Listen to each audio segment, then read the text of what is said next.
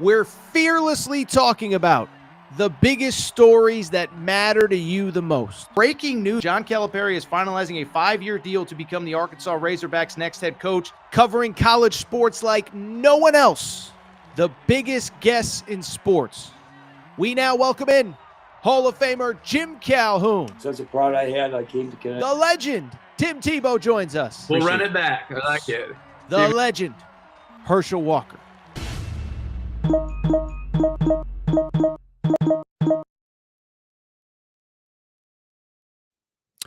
Welcome in, everybody. Thursday afternoon edition, Air Torres Sports Podcast. I'm your host, Air Torres. Hope everybody's doing well. Hope everybody's having a great day. You know, I'll say this. I think we got a fun little episode for you heading into the weekend. Not a lot happened on Wednesday night, but also conversely, there's not a ton of big games on this weekend unless you include the old Super Bowl. But I think we got a lot to talk about today. So we're going to open the Arkansas Razorbacks. You are all, and I think I include myself, everybody was throwing dirt on Coach Cal's grave. They beat Texas. They win again, second straight quad one win. I think more importantly, that NCAA tournament hope is alive. And what's interesting is it obviously coincides with some struggles for Kentucky. So we'll have a little debate. We'll talk a little bit about Arkansas beating Texas, but also who's actually better built here for the back half of the season to make a little bit of a run, Arkansas or Kentucky? We'll have that debate. From there, we'll talk about what should be an interesting, I wouldn't necessarily call it a great weekend in college hoops. The big one Friday night, UConn St. John's, Gamble Pavilion. I've been to a lot of big games there. That one is going to be rocking. We will talk a little bit about some of the rest of the games. Quiet Saturday slate. I think Auburn, Florida is probably the most high-profile game. And then we'll kind of do some other things. We'll talk a little bit about the very bizarre recruitment of five-star Nate Ament, which appears to be, more schools appear to be coming in here the deeper we get into this recruitment. Is he visiting St. John's? Is he not? Is he visiting Kentucky? Is he not? What about Louisville? What about Duke, etc.? And then we'll wrap. Big game on Sunday, not college hoops related, Super Bowl. Torres has to make a Super Bowl pick, doesn't he? So that's where we'll wrap the show. Fun show, busy show, lot to discuss.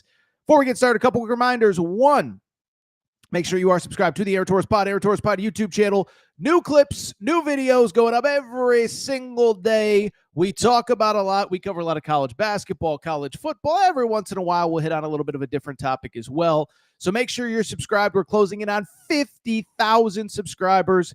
Do think we'll have a little bit of a giveaway or something of that nature. But we got to get to 50K first. If you love Torres, tell a friend, share the show. We appreciate your support.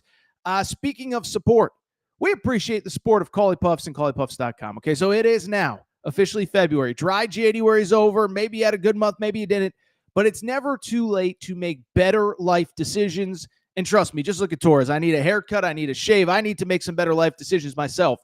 But one great life decision that I have made, I've incorporated Callie Puffs into my diet, okay? So listen, this is the new age health food snack. You go to the grocery aisle, get all that crap, the Doritos, the Fritos, the chips, the whatever, but you want something that is both healthy, but more importantly, you want something that's delicious, that tastes good as well. That's where Callie Puffs and CalliePuffs.com come in, okay? So listen, I've told you the story, but Joey, a guy I've gotten to know, gotten to respect, football fan, not far from where I live, he was sitting on the couch one day and he said, listen, man, I need to start eating healthier. I need something that is healthy, that I'm going to love, that my kids are going to love.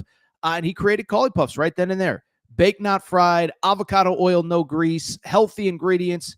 But darn it, the best part is they taste delicious, okay? I know some of you have actually purchased them, so we appreciate the support. We're getting in new tweets and comments in the chat every day about, yeah, I tried Callie Puffs. They're great. But you need to try them out for yourself if you have not. All you need to do is go visit CalliePuffs.com.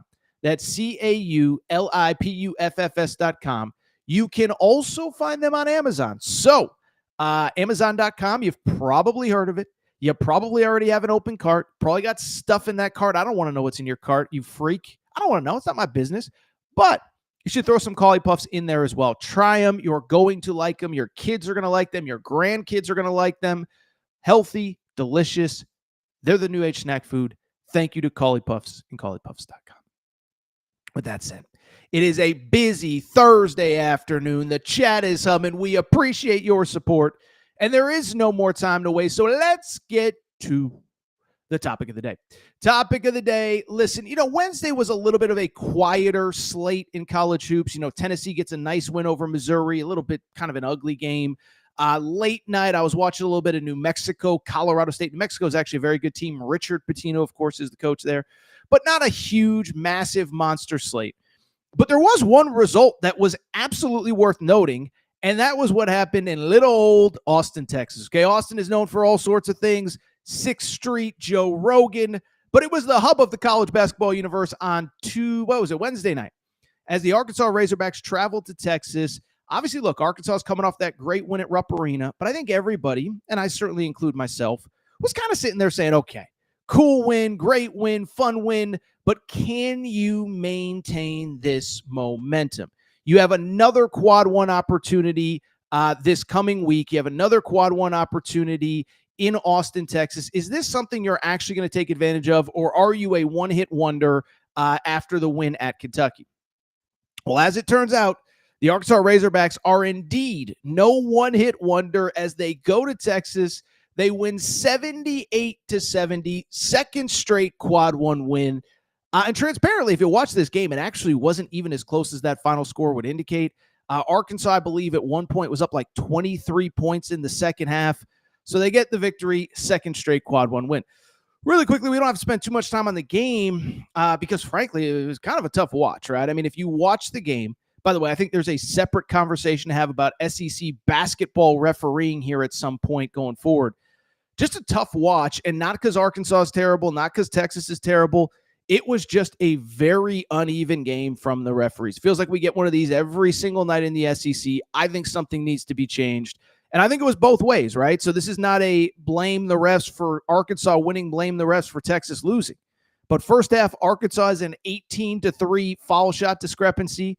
If you tuned in at halftime, it was the other way. Listen, at one point, how about this? Arkansas 18-3 foul shot discrepancy in the first half. The second half, at one point, Texas had a 22-4 foul shot discrepancy. Now, it kind of evened out a little bit by the end because Texas was fouling late in the game. But it was just a rough night for the refs. It does not really matter, though, because Arkansas gets the win. And now all of a sudden they are very back in this NCAA tournament picture, okay? So we talked about this a little bit on the show 2 days ago. But, listen, I'm not going to sit here and lie and say that I thought Arkansas was playing great over the last month or so prior to the game at Kentucky.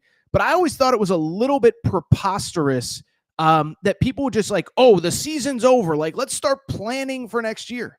Because what I kept saying is in the SEC, first of all, Arkansas, to its credit, no bad losses in the out-of-conference. The only loss, neutral to Baylor, neutral to Illinois. So no bad losses in the out-of-conference. In conference, listen, you want to beat LSU. That's a game you want to get. I think, by the way, if they played LSU now, they take care of business. They play LSU in a few weeks. You want to beat Oklahoma. But basically, they were coming in 13-8. They're now 14-8. One quad 2 loss. Everything else is in quad 1. They now have 3 quad 1 wins. And I sat there and said all along, I was like, I never thought this team's resume was as bad as everybody else did. But at some point, they did have to start winning games. So that now they have 1-2 in a row. And so it's interesting because we could break down this game and is Arkansas going to make the tournament? We talked about it a little bit on a show earlier in the week. But to me, I think the more interesting conversation isn't necessarily about Arkansas, but I think it's about really the two programs that John Calipari, especially kind of in this moment in time, is most closely associated with, right? So we know he spent the last 15 years at Kentucky. We talked about what happened, this, that, the other thing. He's now at Arkansas. And I think it's an interesting conversation to just talk about, okay, like which team right now is actually in better position going forward? You could argue it's Kentucky with a great resume, not playing well. You could argue it's Arkansas with a little bit of a sketchier resume, but certainly playing much better. So let's go ahead and dive in and talk about it because I think it's a fascinating conversation. I see the chat certainly has a lot of opinions going forward, but let's go ahead and dive in. First of all, I know some of you are just going to sit there and say like, Torres, why are you doing this? Well, I'm doing it because, listen, these two teams, these two programs, until further notice, they're always going to be tied together in college basketball fans' eyes, okay? Calipari leaves Kentucky, goes to the in-conference rival. And listen, there's peaks and flows and ebbs and valleys. But it is interesting. Did I say that right? Peaks and valleys, ebbs and flows. My bad. I'm all over the place today. Drank too much coffee before the show. Point I'm trying to make is that these two teams are always going to be linked. Listen, I thought it was interesting. The game got well over 1 million viewers on Saturday night. People were into this story. People want to see how it goes. But I think it's interesting because they're two examples of how different a season can be, especially in a league as tough as the SEC, okay? So let's go ahead and start with Kentucky, because I think, again, it's fascinating to see kind of the arc of the season. Right now, it's a little bit of a dip, if you will, but it doesn't mean that the season is over, right? So Kentucky, to its credit, like, we can acknowledge things aren't going great right now while also acknowledging that, like, it was going pretty good there for a while. Win over Duke on a neutral, win over Gonzaga in Seattle, win over Florida at Rupp Arena. Oh, by the way, even when you were at less than 100%, it is worth noting you did go like 10 days ago to Tennessee and beat the Volunteers in Knoxville, okay? So great resume. I saw, my buddy Jacob Polachek posted an article on Twitter where he talked to Joe Lunardi. And I think Joe Lunardi said something to the effect of, Kentucky, as far as a tournament resume is concerned, Kentucky's cup is full. It is not overflowing. But at the same time, that means like they're comfortably in the tournament. It's not the best resume I've ever seen, but it's not time to be like, are we on the bubble? Okay. But it is worth noting they have lost 4 or 5. They are not playing well. Thought it was interesting. Mark Pope basically said after, I think he said it in a Wednesday media availability, that there was some furniture broken. I think at halftime was the insinuation of the Ole Miss game. Of course, because Kentucky fans are Kentucky fans, they broke down the film. They saw a cut on his hand. So I don't know where the cut came from, but the insinuation seems to be that he did get mad. He did maybe raise his voice, and maybe he broke something in that locker room at Ole Miss, okay? But I also don't think it's a stretch to say that while this team was better, while they're struggling now, I do think they've been a little bit exposed, and I do think there are some kind of big picture questions about this team going forward, right? Listen, injuries, we understand it's part of it. We'll see what happens with Lamont Butler. Now, right before we came on air, it feels like we got a pretty positive update that he was practicing, or he will be practicing going forward in a non-contact manner. And so you hope that means that, he's probably less than a week, less than 2 weeks away from coming back. And I will say, if you're looking for a positive with Kentucky, listen, they are a different team with him on the court. Defense still isn't good enough, but the offense operates at its highest level. We've seen him hit 100 points a million different times this year with Lamont Butler in. And so you just got to hope that he gets better. And I have used this analogy before, and I think it's applicable. It's not, if you're going to have an injury, I don't think it's the worst thing that could ever happen that it happened in early to mid-January. I've used the analogy, but you look at UConn last year. Donovan Clingan gets hurt in December, comes back probably mid to late January, and then really uses February to ramp up. And by March Madness, by around the Big East tournament, you got the best version of Donovan Clingan. So I think that's a positive if you're looking at Kentucky, is they seem to starting to figure it out. The counter, though, still remains. The defense has to improve, and that is something that I do worry about. I mean, listen, you can't blame Lamont Butler not being there for Ole Miss scoring 98 points on you and Arkansas scoring 89 the game before. At some point, it's about effort, it's about energy, it's about defense. And I guess that's like my question, right? Is that, listen, I've said it before. I'm not going to criticize coaches. I don't know what's going on in the locker room. I don't know what's going on behind the scenes. But the effort just isn't good enough. And so are guys tired? Are they worn down? Is the competition better? How much of it is Lamont Butler? No Kirk Kriisa? I don't know. But it doesn't change the fact that things need to be better. So I think if you're looking at the Kentucky side of things, a little bit of positive. You got a great resume. You're fine. The negative is that injuries, we still haven't totally figured out what injuries mean for this team. And then conversely, and I think this is an important point, is like even when you get guys back, is that defense going to be good enough? So that's the Kentucky side of things. Now Arkansas, which is kind of interesting, is basically the exact opposite of Kentucky, right? I don't want to say they struggled early, because in the out-of-conference, they were fine. They had 3 marquee games. They went 1-2. But obviously, when you start 0-5 in SEC play, that's not generally a great sign for how your season is going to go going forward.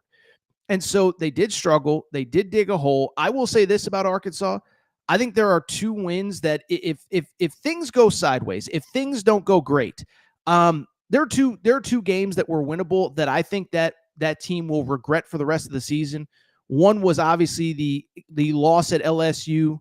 LSU right now is tied for they're in. Let me put it this way: LSU right now is in 15th place out of a 16-team SEC. Arkansas was in control for most of that game. There was the weird Trevin Brazil, flagrant foul, which was like a touch foul. But you wanted to win that game. You end up losing by 4 in Baton Rouge. That's LSU's only league win, by the way, right now. And then I think the other one was Oklahoma. Oklahoma wasn't a pretty game, but you kind of were in control. And so now you do have some work to do. And I think it's worth noting that you have not put together yet a tournament resume. I think they'll be squarely on the bubble the next time Joe Lunardi fills out a bracket. But what I would also kind of think about as far as Arkansas is concerned is I do think there's a lot of positive momentum right now. On the one hand, first of all, maybe most importantly, I think they've kind of figured out who they are, okay? And I'm not going to sit here and be the guy that says, they're better without Boogie Fland. That's not what I'm going to do. That's not what I'm about. I'll let Arkansas fans debate that.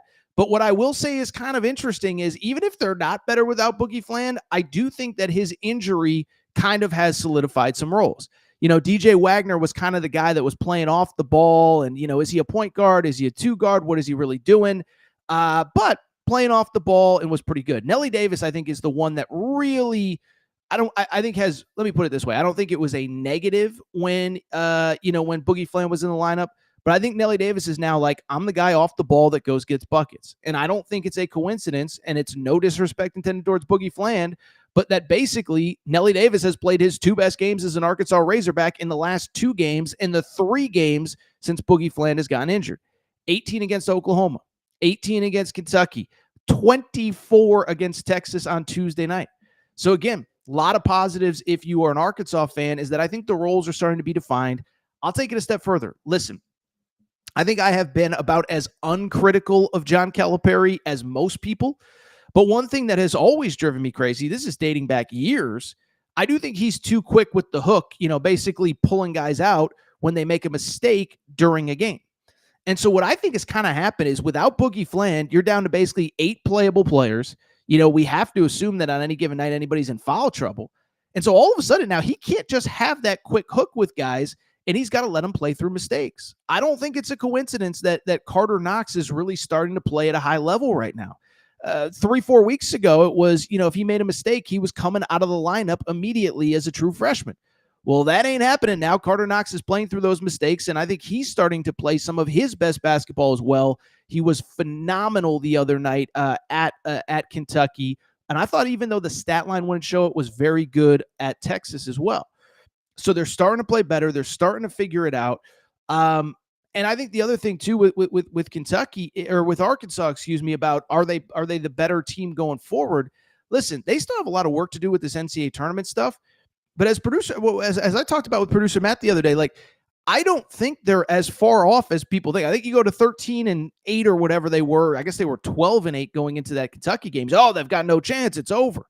And what do I keep saying? SEC, there are a million quad 1 opportunities. And so all you had to do was get on a little bit of a roll, and that's exactly what they are doing now. And I think the crazy part is they don't have to be great down the stretch. We shared the fact that last episode or 2 episodes ago, basically, I think they just got to go. They have 9 games left. I think if they go 5-4 over those 9, they're in the NCAA tournament. I think if you go 4-5, you maybe need to win a game in Nashville, but you're probably in the NCAA tournament there too. It sounds crazy, but 18-14, 19-13, 20-13, 20-14, that is going to get you into the NCAA tournament out of this conference because you're going to have a million quad 1 opportunities. And if you get to 20 wins, you're going to pick up 6, 7, 8 quad 1 wins. So I wouldn't be quite as worried. I think the other thing that's worth noting that we also discussed with Coach Cal is that his teams do get better over the course of a regular season. Now, Kentucky fans would argue we weren't good enough in March. That's no dispute. I'm not arguing that. Lost last year in the SEC tournament opening round. We know about the NCAA tournament struggles. But we also talked about the fact that leading into the SEC tournament last year, remember, Kentucky won 7 of its final 8 regular season games. We talked about the fact that over the last 3 years in February and March regular season games during the quote-unquote down era of Kentucky basketball under John Calipari, they were 23-8. That's a win percentage of over 66% or right around it. I guess it's maybe, yeah, I guess it is about 66%. So I just bring it up because I think there's a lot of enthusiasm, and I think there should be for Arkansas fans, is that, listen, you still have a tough schedule. I'm not saying it's easy. Listen, I'll say this. I'd be lying if I said that I thought that Alabama is a great matchup for you on Saturday night at Bud Walton Arena. But I feel like this team is starting to figure it out. It is a relatively manageable schedule despite the game against Alabama on Saturday night. LSU next week, that's a midweek game. We've said it before about it. You got to win that game. A&M and Texas, A&M and Auburn, not ideal. But again, the final few weeks of the season, Texas again at home, South Carolina, Vandy, those are winnable games. You just got to take care of it. So to answer the question directly, who do I actually think is better built?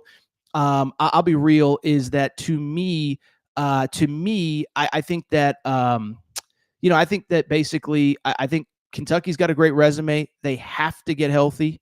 I think Arkansas, it's just an interesting combination, right? It's an interesting combination because on the one hand, Kentucky has the resume, but man, they got to get healthy.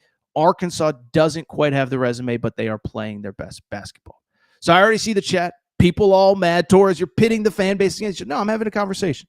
What do you want me to talk about? You want me to talk about tennis? You want me to give a million different Super Bowl takes that you've already heard? Tell me what I should be talking about in the chat. Because I think it's an interesting conversation. And I'll say this too. I think it's a metaphor for the SEC. You could be, the belle of the ball one week, and you could go on a 3-game losing streak the next. That happened to everybody. Happened to Arkansas early, happened to Kentucky now. Ole Miss had its stretch where it was struggling. Tennessee had its stretch where it was struggling. Florida maybe now struggling a little bit.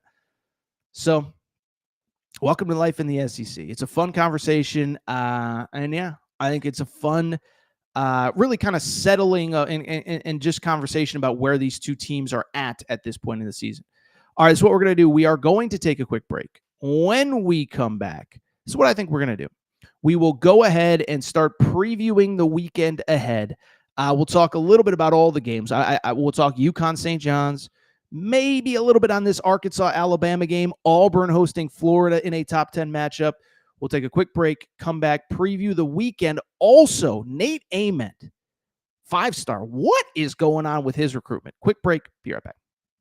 All right, we're going to get back to the show in a minute, but before we do, many of you ask me all the time, Torres, what can I do to help support the show? You give me hours and hours and hours of content every single week. What can I do to help you?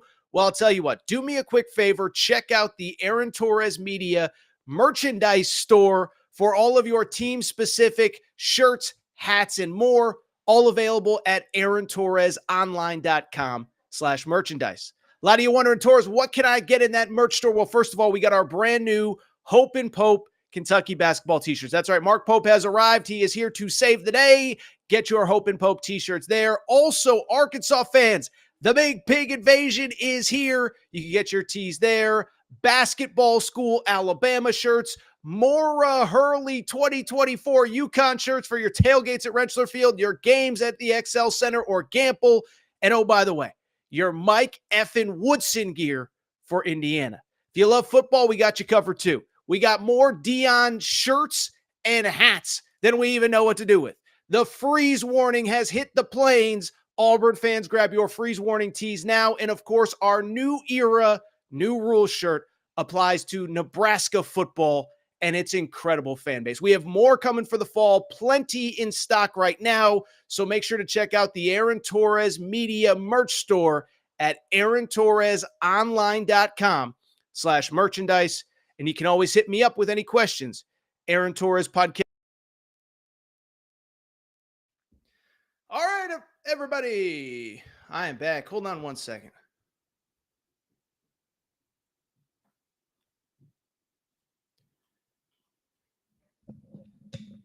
All right, let's do this over. All right, everybody. I'm back. Good to be back. I'll tell you what, before we preview the weekend ahead, let's go ahead. I think we got a few questions from the chat, comments from the chat. Producer Matt, you go ahead and pop them up. Pope doesn't bleed blue. We all saw it. Okay. First, I was worried. I was like, did I miss something? But no, Mark Pope, there is video of He said on a Wednesday, it wasn't a media availability, it was his coach's show, said that there was some broken furniture in the locker room. I think it was at Ole Miss. I don't know if he specified it. But then, of course, Kentucky fans went crazy, and in a good way. In a good way. I'm not criticizing. Went crazy and found video of him at the press conference after the game. You could see a little cut on the side of his hand. And yeah, apparently doesn't bleed blue. Also, by the way, fun story about Torres. You can maybe see it right here. I have a cut on my hand from about 20 years ago when I was a dumb young kid and punched a window. Kids don't do that. Not a smart move. Not a smart move at all. TMI, too much? All right, let's keep it going. Next question here before we get to the weekend preview. Arkansas is playing with confidence at the moment, something they haven't had so far, and that's the biggest factor going forward, in my opinion. I totally agree. I totally agree. And listen, again, I don't want to do the whole, like, is Arkansas better without Boogie Flan? Like, you guys want to have those conversations at your water cooler, text threads, whatever, message boards. It's not my business. I do think that sometimes when, it's like anything else, right? When you have an abundance of things, sometimes it makes decision-making really hard. Like, I can't think of a great example off the top of my head, but I do think with Cal, and I love Cal, I've defended Cal for years, but I do think when he has too many guys, he is too quick to go to the bench and say, you turn the ball over or you missed the box out or whatever. And it's like, now it's like he's got 8 guys. I don't even know what's going on with Jonas Adu. He's basically playing with 7. And it's just like, okay, DJ Wagner, you turn it over. Okay, whatever. You're staying on the court. Do Thero, whatever. Big Z, I think, has probably been the biggest benefactor. It's like, oh, Big Z, you miss a 3. You might have gotten pulled for that 2 weeks ago, 3 weeks ago. Now it's like, I got to just stick with these guys and go through. So I think we were all critical about 2 weeks ago when Boogie Flan got hurt of why did you only recruit 9 playable players? Turns out maybe you should have recruited less. Maybe you should have started with 8 or 7. But Arkansas playing really well right now. We'll talk about the Alabama game in a minute, but that is going to be a tough challenge. Any other ones before we'll switch gears to the preview of the weekend? Let's go here. Arkansas looks like a Memphis team with the starting 5 playing 39 minutes, no margin for error, and they're going to wear down. The schedule gets really tough with 3 to 4 games versus top 15 teams. Well, listen, I will say this. Eddie brings up a good point. And what I will say is with Eddie's point, I don't necessarily disagree with it, but I will say with Eddie's point, that is a concern. And, I think we talked about it maybe it was after the Kentucky game, is like, that is a legitimate thing, is are they going to wear down? I mean, DJ is basically playing 39 to 40 minutes every single game. And it's like, can you maintain that over a course of a week or, 3-4 weeks or a month? As a matter of fact, to kind of take it a step further, like, I do think it's kind of interesting is that, I think it's interesting. Also, the other thing variable is you got to stay healthy too. I mean, that's the thing is it's not just getting worn down. It's physically being able to play, not only play at an elite level, but are 7-8 guys being available. Does that eventually just wear you down? You can't afford an injury at that point. So I was being a little bit sarcastic about playing, only recruiting 8-9 guys, and maybe should have done fewer, but I think there is something to that. If we have one more good one, Matt, we'll get to it. If not, we can kind of move on. All right, let's see. Nobody. This team will be much better from these injuries late in the season. If we get healthy, all these bench players would have never gotten much experience. So nobody brings up a good point on Kentucky. And I'm not, listen, I think it's fair. I think this is the story with Kentucky. I think it's fair to be critical of the defensive effort regardless of who's available. Regardless of who's available, you need to be better defensively. And it was an issue even when they were healthy early in the season. The counter to that is exactly what I said. More guys are getting experience, and then you add back Lamont Butler. I think that could be an X factor, and I've used the analogy 3-4 times already. I apologize.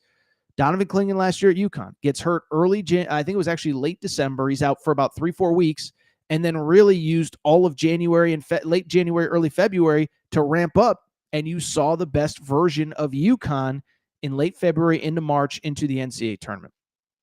Tell you what. That feels like a great segue to the weekend preview. And you talk about, listen, it's not the greatest slate that we've ever had. As a matter of fact, the best game of the weekend is probably Friday night. So tell your friends, tell your family, can't go out. I got to watch St. John's at UConn. That is right. The Johnnies headed to Stores. By the way, UConn fans are mad at me right now. We'll get to that in a minute. But there is no point spread. Ken Palm does kind of look ahead lines. I'm tripping up. UConn hosting St. John's. Storrs, Connecticut, Gamble Pavilion. By the way, before we even get to, so Ken Palm has a line out. I think it's like St. John's is a 1-point favorite. Before we get to the preview itself, I can tell you this. This is going to be as good of an atmosphere, I believe, as you will see basically in college basketball, maybe all year long. I know Arkansas, Kentucky at Rupp was amazing last weekend. I know Duke, Carolina was great. But I am telling you, from just my own personal social group, I probably know a dozen people going to this game. It is the hottest ticket in college basketball this week. It's almost $200 get-in price. For people who don't know the setup at UConn, they play half of their home games at the Excel Center in downtown Hartford. It's about 25 minutes from campus. That place is bigger, and that place is like a cathedral. I remember when Dan Hurley got ejected a few years ago against Villanova. He said, I felt like a gladiator walking into and out of battle. But Storrs is the campus, and Gamble Pavilion is the on-campus arena. And I will tell you, it is as crazy of an environment as there is in college basketball, especially for a big game. So let's go ahead and dive in. First of all, from the St. John's perspective, listen, we just talked about St. John's on Wednesday's show. That incredible win over Marquette, credit where it's due. It wasn't always pretty, but they got the victory. As far as this team is concerned, listen, I've said it a few times now. This is the most quintessential Rick Pitino team I have ever seen, okay? Pitino, for years, he is always going to value toughness, athleticism, because basically I think his argument is the same thing. Frankly, this was kind of Jim Calhoun's argument back in the day as well. I can teach you how to defend. I can teach you fundamentals. I can teach you footwork. I can even teach you how to shoot better if you're not a good shooter. The one thing I can't teach you is to be 6'8", 6'9" with a 7-foot wingspan. If God didn't bless you with those gifts, I can't help you.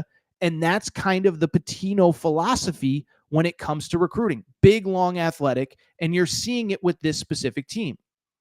You're seeing it with this group where, again, Kadari Richmond, 6'5", 6'6", as basically your de facto point guard. You look across the list, what's his face? Aaron Scott is that big, long, athletic guy. RJ Luis, that big, long, athletic guy. You go on and on down the list. They are big, they are athletic, and they do the two things that Rick Pitino's best teams always do. They have great defensive pressure, force a lot of turnovers, and they rebound the crap out of the ball. Okay, we talked about this a little bit going into the Marquette game, but St. John's top 15 nationally in turnovers forced. Only Marquette is ahead of them in that category in the Big East, and then they rebound the crap out of the ball. One of the best rebounding teams in all of college basketball. That's what they do. They want to defend. They want to force turnovers. They want to put pressure on you. They want to rebound, not give you second chance points, and get plenty of second chance points themselves. The issue that's worth noting with St. John's, they are not a perfect team in any way, shape, or form, and Rick Pitino will let you know. What St. John's does not do well, and this is important going into a big road game, the toughest road venue that you've played in so far this season. They are not a great three-point shooting team, and they are not a great foul shooting team, okay? So 29% from three. Listen, in the modern era of college basketball, that's just not very good. It is kind of interesting to me, by the way, unrelated, kind of the old school coaches, they just don't value three-point shooting as much as the younger guys. Calipari has never valued it necessarily. Eric Musselman, who's obviously been around for a while, that was a big complaint about some of his teams through the years. Love Coach Muss, by the way. Got to catch up with him. They got a big Friday night game too, USC at Purdue. And Pitino's kind of the same way. Just three-point shooting is not important, 29%. And then here's the big one. They are a 68% foul shooting team, something that certainly came up in that game against Marquette. They do win 70-64, okay? But this was a game where they shot 3 of 16 from 3. And here's the big one, 17 of 31 from the three-point line. That's 58%. By the way, for those of you who forgot what Rick Pitino's thoughts on that game were, or maybe more importantly, what his issues are with this team and their shooting issues, this is what he said after the game against Marquette.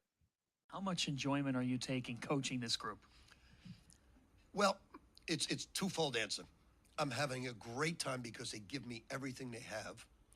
When they shoot the free throws and when they shoot from the field, I want to kill myself. So what's wild about that audio, I guess Petito actually said it on the broadcast to Bill Raftery after the game as well. I was searching for it on social media to send to producer Matt this morning on Thursday morning, and I couldn't find the John Fanta clip. And I said, producer Matt, just search Rick Pitino, I want to kill myself, and you'll have no shortage of options. But listen, it speaks to the fact that, listen, they are one of the best stories in college basketball. If the season ended today with Louisville losing the other day, I would probably give my national coach of the year to Rick Pitino. But it doesn't change the fact that they're not a perfect team. Don't shoot the three ball well. Don't shoot foul shots well, which is a concern. So we've talked enough about St. John's coming into this game. Let's talk about UConn, because UConn, ironically, their last game was also their biggest win of the season, and it was also against Marquette. That one was in Milwaukee. And what was interesting about that game was kind of almost like the St. John's thing, but in reverse. UConn does some things really well. They struggled with some others. What did they do well against Marquette? They shot the crap out of the three, the opposite of St. John's. 12 of 19 from behind the three-point arc. Solo ball with 7 threes made, and they also rebounded the crap out of the ball. More importantly, maybe a little bit of a concern coming into this one, they had 25 turnovers. 25 turnovers. Yeah, now to UConn's defense, Marquette, like St. John's, forces a lot of turnovers, but that has to be a concern. Beyond that, listen, I don't know how we got 6-7 minutes into this preview without mentioning it. UConn's best player is coming back for this game. Liam McNeely, I don't think it's officially official yet, but he was a game-time decision for the Marquette game on Saturday. UConn has not played since Saturday, no midweek game. And basically, he was a game-time decision. I think Dan Hurley even said in the post-game press conference, we expect to have Liam McNeely back for the UConn game, or for the St. John's game. I bring it up, by the way, Hurley is going to have a Thursday afternoon press conference. It has not happened as we record, so he might say Liam McNeely's a full go, but I would expect that independent of whether he actually says it or not, I expect Liam McNeely to play. So I bring it up because that's the preview of the game. Now let's get to the pick. And the pick, to me, I don't want to say it's easy, because I think St.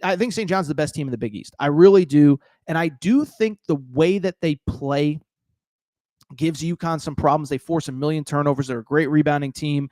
This isn't the most skilled UConn team that they've had. But I don't think it changes the fact that, even though they have weaknesses, so does St. John's. And because of it, my official pick, I like UConn to win in stores. I'll say final score 71-66. So basically the same score as the St. John's Marquette game. Listen, the St. John's story is awesome, but I factors that, to me, and it looks like, producer Matt, did I just get lost there for a second? It looks like there's an issue. Can everybody hear me okay? Everybody hear me okay? Thumbs up, thumbs down. Sound good? Okay, looks like there's a thumbs up from producer Matt behind the scenes, okay? So 2 reasons I like UConn to win this game. By the way, producer Matt, when we clip this off for YouTube, make sure to, the part where Torres' camera went out, make sure to cut that out, okay? Okay, all right, so 2 reasons I like UConn in this game. The first one, I do think, I just think that home crowd advantage is a difference, okay? And I said it earlier, I've been to a million games at Campbell Pavilion. Listen, there are a lot of great arenas in college basketball. I've been to Rupp, I've been to Fog Allen, I've been to Bud Walton. But UConn, especially on campus, is as good as any arena in college basketball for a big game. And I'm just here to tell you, I'm telling you, this place is going to be freaking crazy on Friday night. I told you, just from my social circle, probably a dozen people are going. And it's a 10,000 seat arena. And maybe I know more people in Connecticut than the average person, but I know people that are flying in from all over the country for this game. So tickets, like I said, are going to be $200. It's a Friday night.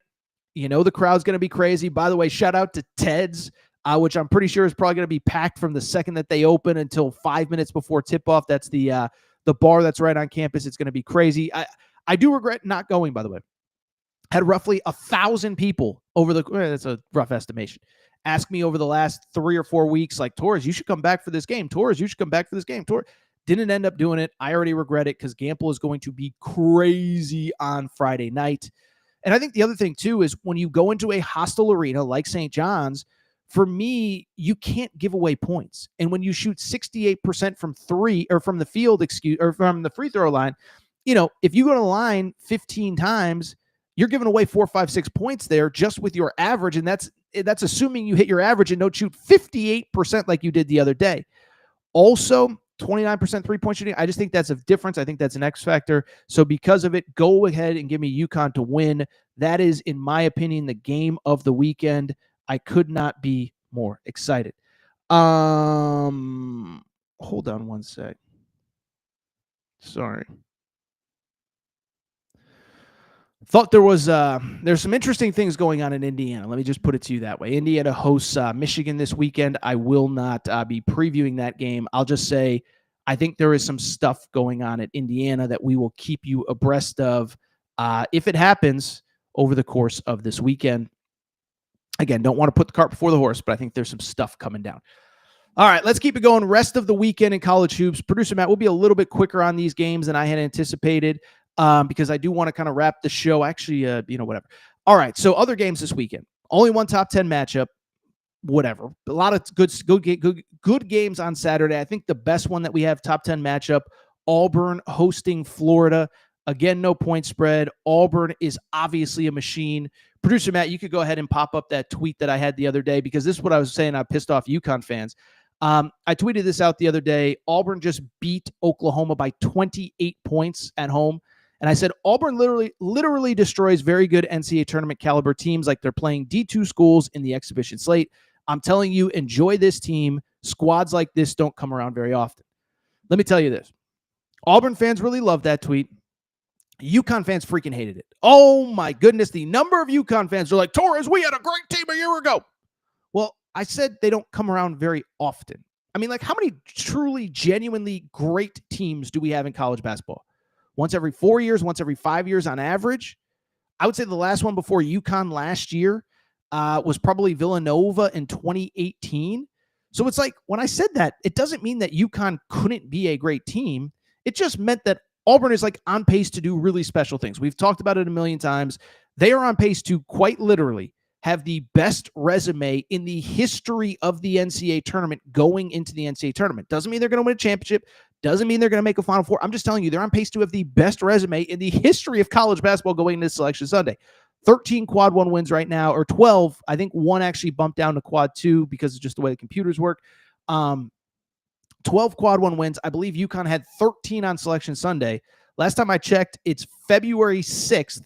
And they have 12, so they could easily get to 14, 15, 16 by Selection Sunday. Anyway, bring it up because as far as this game is concerned, I just, it's hard for me to see Auburn losing.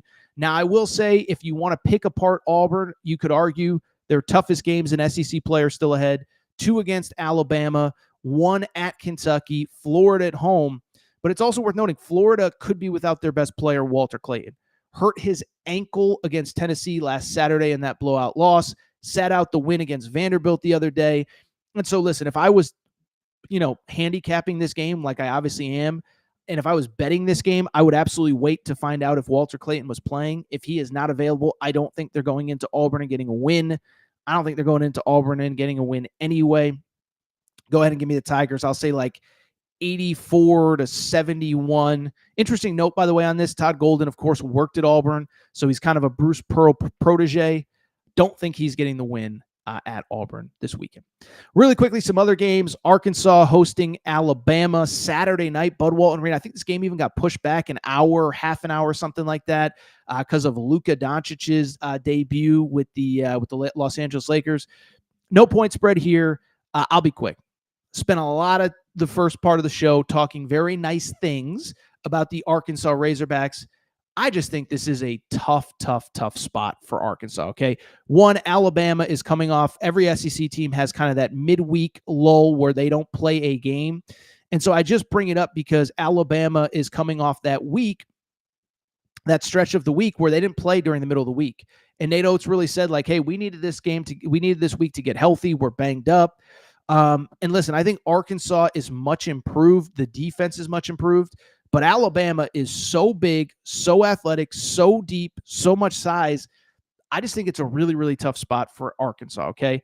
I think beyond that, Arkansas, listen, we know that for them to win, they have to hold opponents in the 70s. Maybe you can get to the 80s like you did against Kentucky, but it's obviously a tough ask to win games in the upper 80s, lower 90s. Well, I bring it up because Alabama As of right now, let's go ahead and look this up.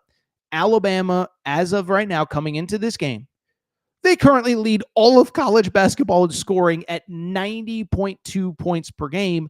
I think what's kind of interesting with them, they're not even shooting the three ball great, 30% from three.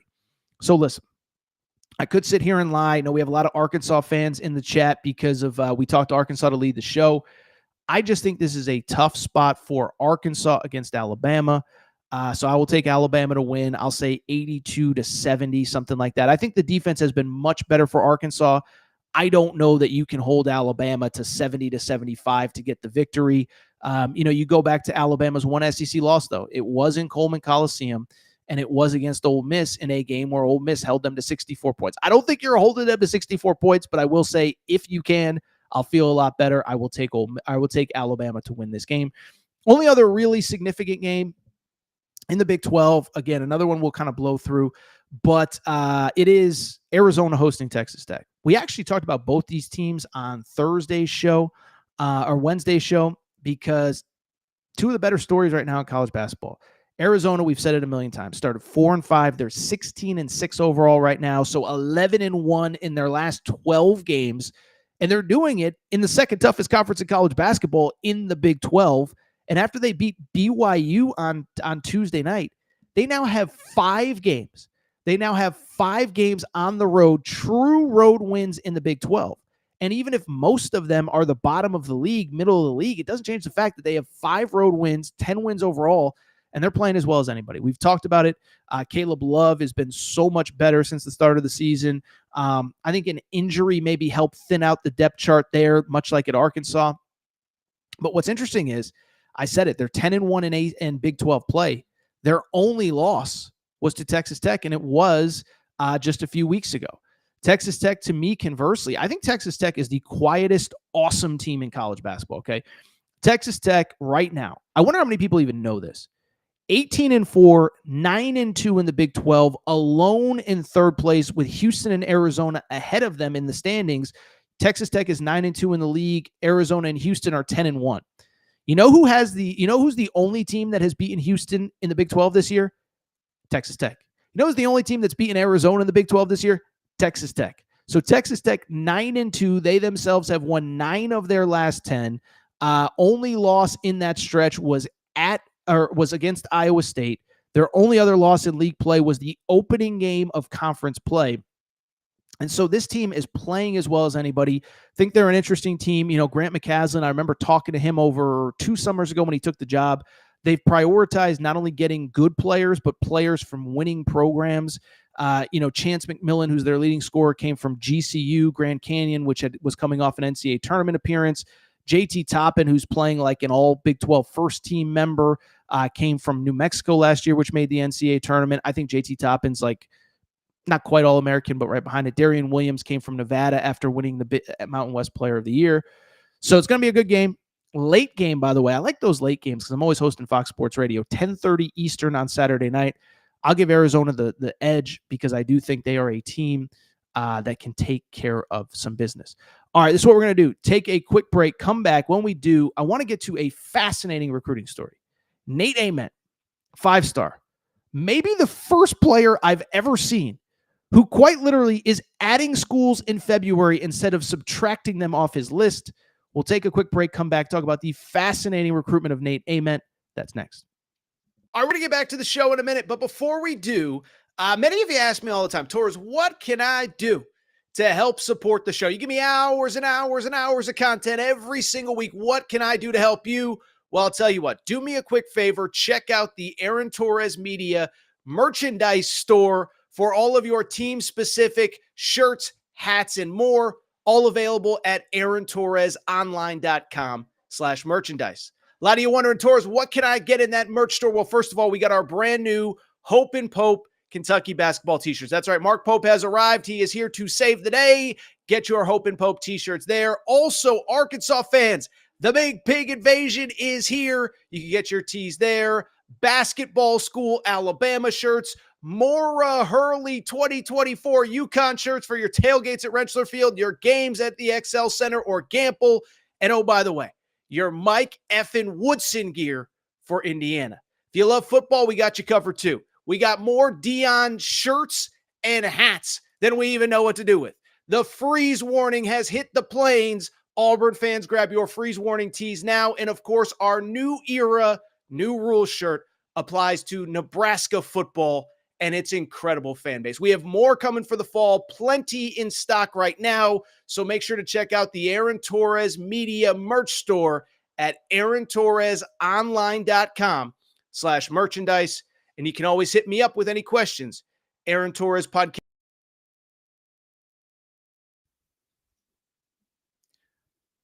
All right, everybody. I'm back. Good to be back. Good to be back. Give me 1 sec here, people.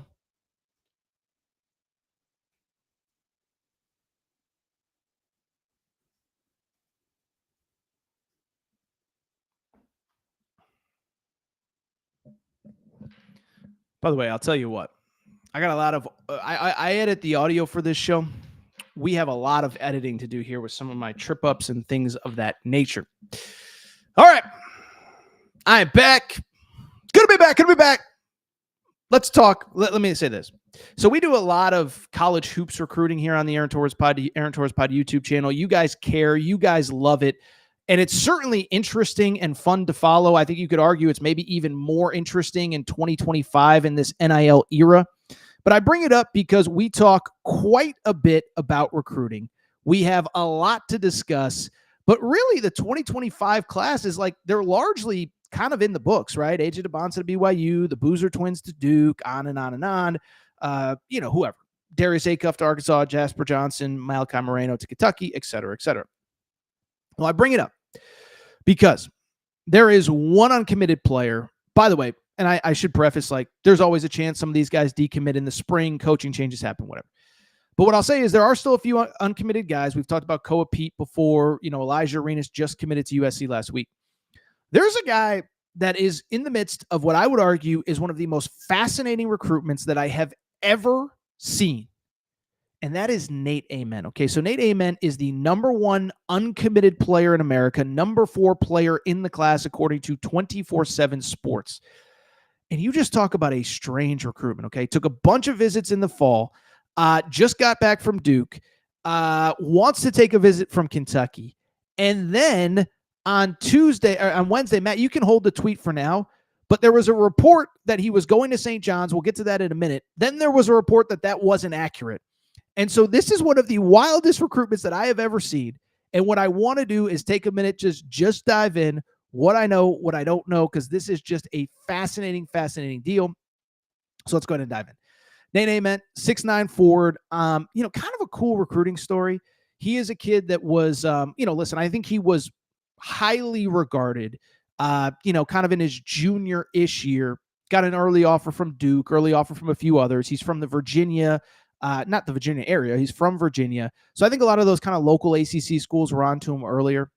Then he blew up nationally last summer. And that was when he started to see all the non-local schools. UConn offered him, Kansas offered him, Louisville offered him, on and on. And so it was a little bit of a slow blooming recruitment. He's a little bit of a late bloomer. Again, I can't say he's a full late bloomer. Duke offered him in 2023. But his recruitment just really blew up, May, June, July of last year as the summer circuit really got going. And so I bring it up because when we were doing those recruiting updates every Friday on the Aaron Torres pod, what was interesting to me was that he was one of those guys, right? You could kind of see, hey, fill in the blank player, AJ DeBonsa, the Boozer twins. You could kind of see their recruitment starting to ramp up.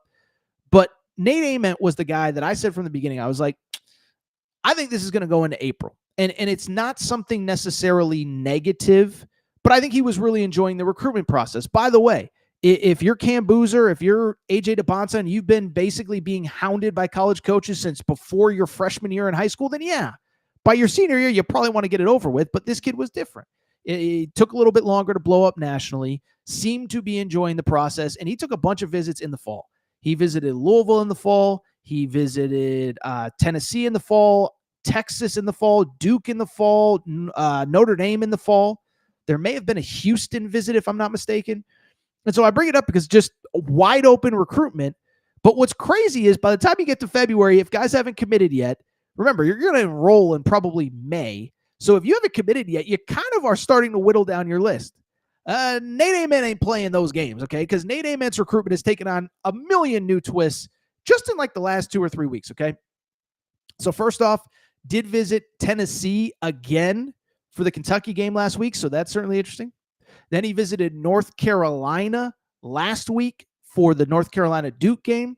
I mean, I would go if I was him and I was being recruited by Duke.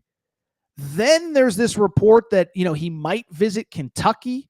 Will he visit? Will he not? Kansas State was set to get a visit. The visit gets canceled. And then the craziest part of this all, St. John's. Producer Matt, you can pop it up. As we were getting ready to go on air on Wednesday, Joe Tipton puts out this tweet, 5-star Nate Ament is scheduling a visit to St. John's, a source told On3 Sports, a significant development in the recruitment of the top available prospect in the class of 2025. Producer Matt, you could pull that tweet because you know who else pulled that tweet? Joe Tipton pulled that tweet about 10, 15 minutes after it happened. So you have a kid that has taken 5 officials in the fall, that wants to take one to Kentucky, that just went back to Tennessee, that just went back to Duke, that, oh, by the way, was going to go to Kansas State and canceled it. Now St. John's could or could not be in the mix. I should mention, by the way, with Nate Ament, I'm not here to criticize. I'm just here to state facts. He's part of this app where fans can donate directly to his NIL, which is basically just send him a bunch of money. Fascinating app, by the way. Another conversation for another day. But it's just one of the wildest things I've ever seen. Like I said, he's going to commit probably in April. He's adding schools to the list at this point. I've never seen anything quite like this, okay? Now, as far as what I think is realistic and what isn't, let's dive into this a few different ways. First of all, the St. John's thing is fascinating, and I'll tell you what makes it especially fascinating. It's not just that he's a really good player. It's not just that he's an elite prospect. And it's not just the fact that St. John's really wasn't in the mix.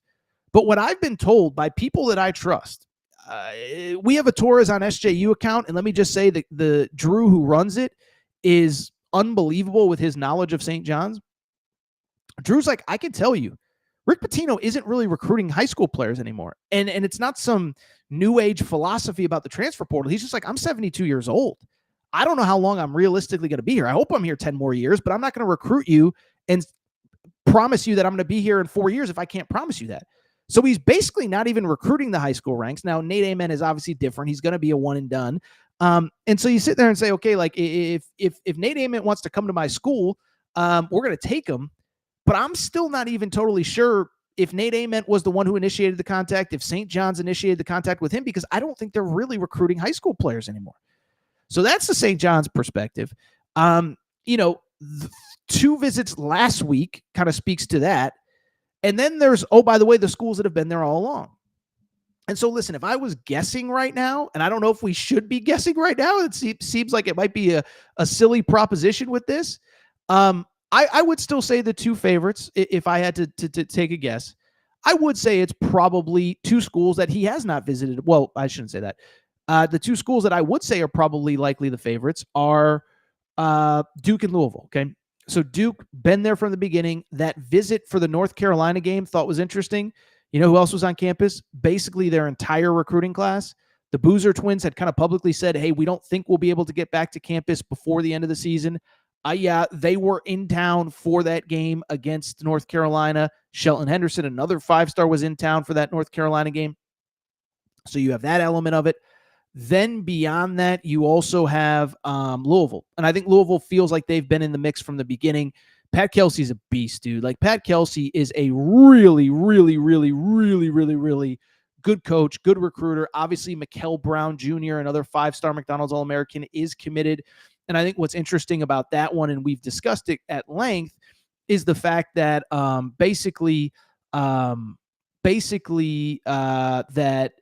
the highest rated recruit in like 20 years.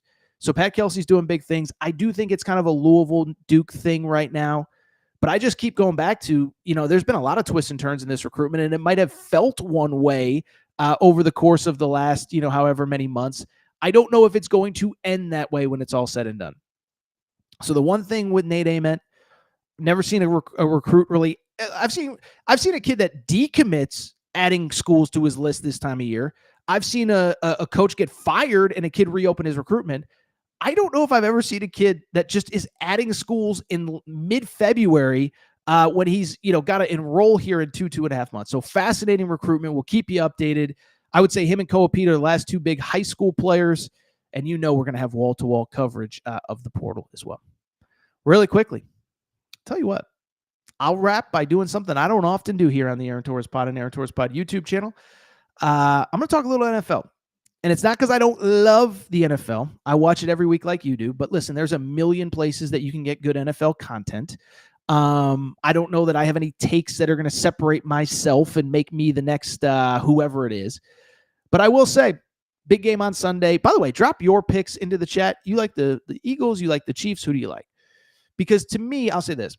I think this is a fascinating game from a football perspective of basically trying to figure out, okay, which is true with the oldest adage in football. The oldest adage in football is if you got the right coach, if you got the better coach and the better quarterback, you're going to win 99 times out of 100. And that's certainly the case with this game, right? Is that Patrick Mahomes is clearly better than Jalen Hurts. And Nick Sirianni, Andy Reid.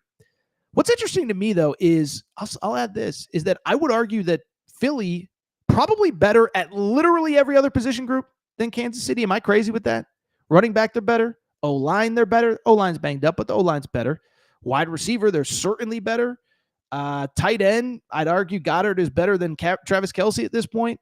Defensive line, I know KC has Chris Jones, but compared to Jalen Carter and all those dudes, so the point I'm trying to make, Philly's better everywhere except for quarterback and head coach. So we'll see what happens there. And I'll say this too really quickly on the Chiefs is that I have done the full, what's the right way to say it? The full gauntlet of emotions with the Kansas City Chiefs. I'm kind of tired of them. I'm kind of sick of them. After the Houston game in the divisional round, I was tired of the refereeing stuff. I was with all of you guys. Like, the refs are just unbearable with this team and with this group. It's exhausting. And then I watched and by the way, I don't love Mahomes. I would say he's turned into like the football version of James Harden where, he's got all these great gifts, but now he's just kind of turned into this guy that's running around looking for a late penalty, a late flag. It's just like, it's kind of tacky and lame. But it was hard to watch that AFC Championship game. And I did talk about it on the pod. I did not do a YouTube clip on it. It was harder to watch that AFC Championship game and not be impressed, right? Because to me, what stood out is you could talk about the refs and this and that. It's like in every big moment, they had the right play call. That fourth down blitz on Josh Allen, perfect play call. Josh Allen did not see it coming, and obviously the ball falls through Matt Collins' hands.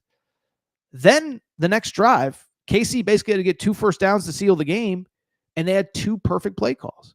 And so I give Andy Reid and Patrick Mahomes credit. I give Steve Spagnuolo credit. I'm not going to be the guy that sits here and says, no, they stink. It's only the refs. No, I mean, that's part of it. But I would also say, I think part of it is that, Philly is also, or KC is also really good and probably deserve credit. So I will wrap by saying that with all of that in mind, I'm going to do something dumb. I'm going to pick against the Kansas City Chiefs, and I'm going to pick the Philadelphia Eagles to win the Super Bowl. Reason why is pretty simple. One, I do think that basically, by the way, final score, what did I say? 2016, producer Matt? I can't remember what the stat I gave you. Okay, perfect. 2016 final score. So why I like Philly? I think there's 2 reasons why. One, I think they're better at every position group except for quarterback. Again, better O-line, better D-line, better wide receivers, better running back, etc. 2, the other thing, I don't think they're afraid of Philly. I don't think they're afraid of KC. Like there's kind of a Philly vibe to Nick Sirianni, like a little bit crazy, but it works. And trust me, as a guy who's from the East Coast, spent a lot of time in Philly, he's perfect for that city. Now the city hates him sometimes, but he's also like kind of one of their guys too, right? A little rough around the edges, not perfect, gets the bald haircut, and the team goes on a winning streak. Like, he's perfect. But I don't think he's afraid of Kansas City. I think Sean McDermott in Buffalo, I think he's afraid of Kansas City. I don't think John Harbaugh is afraid, but I do think the Eagles, or the Ravens, are a little bit intimidated. That play calling in last year's AFC Championship game was abysmal. This year, remember, they scored what we thought was the late touchdown, and John Harbaugh immediately wants to go for 2 in the win. Then it turns out the touchdown is no good. So Philly is not afraid. I think they're better at most spots. And that's really it. Hard to bet against Mahomes, hard to bet against Andy Reid, but somebody's going to get him at some point in the playoffs. I picked KC, by the way, to win the NFC or the AFC Championship game. So don't tell me I'm dumb and I always pick against them because I hate them. I just think this is a good spot for them. Producer Matt, I got to roll here in a minute or two. Do we have any good last questions? I mean, if there's one or two, that's great. If not, it's not the end of the world. It's not the end of the world. But if there's one or two more interesting ones, we can go ahead and get to those really quick. Nobody always delivers the interesting comments. If Bruce Pearl didn't have a damn barbecue that one time, he'd be at Kentucky right now. So, of course, Bruce Pearl, the famous barbecue, Aaron Kraft, remember that name, was there. This was when the NCAA actually punished people and did stuff. And Bruce Pearl, he lied about it. He really got he got in punishment for lying about it. By the way, it would just be funny if that story happened now, because Tennessee would just be like, no, we're standing by him and you can do what you want. I think Kansas was really the first one to really do that years ago with Bill Self during that FBI trial. FBI stuff is going on. They gave Bill Self a lifetime contract. They're like, yeah, we're not getting rid of this guy. Sorry. Nobody, I'll say this. I know Bruce Pearl certainly would have been a candidate at Kentucky, but didn't he get fired after Calipari already took the job? So you mean to tell me he would have taken the job now? I think he probably just would have retired at Tennessee. But listen, it worked out pretty well for Bruce Pearl. He's got the number one team in the country. As I said, teams don't like him. Teams like Auburn this year don't come around very often. So yeah, I do think it's an interesting thought experiment. But I think, by the way, you could say that about a lot of guys, right? If Chris Beard doesn't get arrested for what he got arrested for as the head coach at Tennessee or at Kentucky right now, if there's no NIL, I don't know. I'm going down a weird path here, but I bring it up to say it is very strange. Really quickly, Producer Matt, another good one or two. Ooh, tell me who is replacing Little Bro at ASU, and if he is gone, does Jaden Quaintance transfer to a Blue Blood? So I can't tell you who Bobby Hurley is going, if Bobby Hurley is going to survive the season. I think there's a lot of people in Arizona. By the way, how about this? At 1:30, what would that be? 3:30 Eastern, 12:30 Pacific. So 17 minutes from now, I'm going to go on Mike Luke's show. That's AZ12 podcast. It'll be available streaming. So I'm going to hop right off this one and get onto that one. I'll ask him if Bobby Hurley is going to be gone. What I will say, if you don't think people are monitoring if Jaden Quaintance enters the portal, you got another thing coming to you.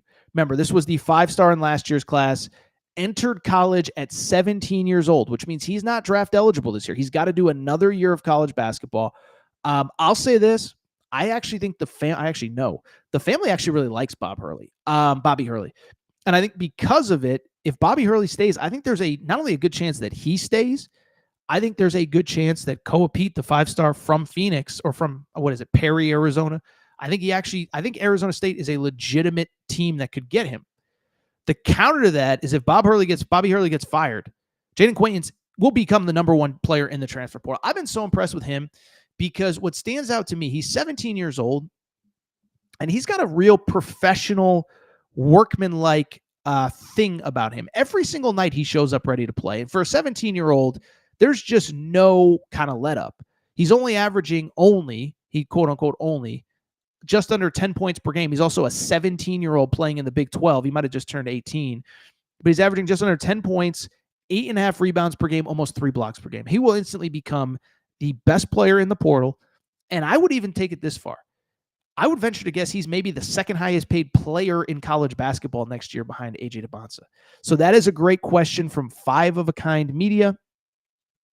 And I think Jaden Quaintance is this guy we're going to be talking about plenty as we get closer to the transfer portal. All right, I'll tell you what, great turnout today. I appreciate everybody's support here on a Thursday afternoon. It is time, though, for me to get out of here. If you're not subscribed to the show, please make sure to do so. Apple, Spotify, Amazon Music, Google Music, wherever you listen to podcasts, please make sure to subscribe. Also, make sure to rate and review the show. Go ahead, give us a quick 5 stars. Let us know what you like, what you don't like, all that good stuff. Make sure you're following on social media at Aaron_Torres, at Aaron Torres Pod on Instagram, Aaron Torres Podcast Questions at gmail.com, Aaron Torres Podcast Questions at gmail.com. All for today's show. We're going to figure out the situation on Sunday, okay? Because Sunday is obviously Super Bowl Sunday. It's not a huge slate of college basketball. Like I said, though, Could be some news at Indiana to react to. Let me just leave it at that. And we might come back Sunday morning. We won't come back Sunday night because you'll be watching football. I'll be watching football. But we'll figure out the Sunday schedule based on what happens this weekend. But I am going to get out of here for now. Shout out to Torrin Craig. Shout out to Rachel, who hates my voice. Shout out to JJ Reddick, you F-head. I'd say unblock me. I don't really care at this point. I think more importantly, man, oh man, you got yourself a superstar in AJ DeBonsa. So, all right, I'm going to get out of here. Appreciate everybody's support. By the way, if you are an Arizona fan, I'm going to be on Mike Luke's podcast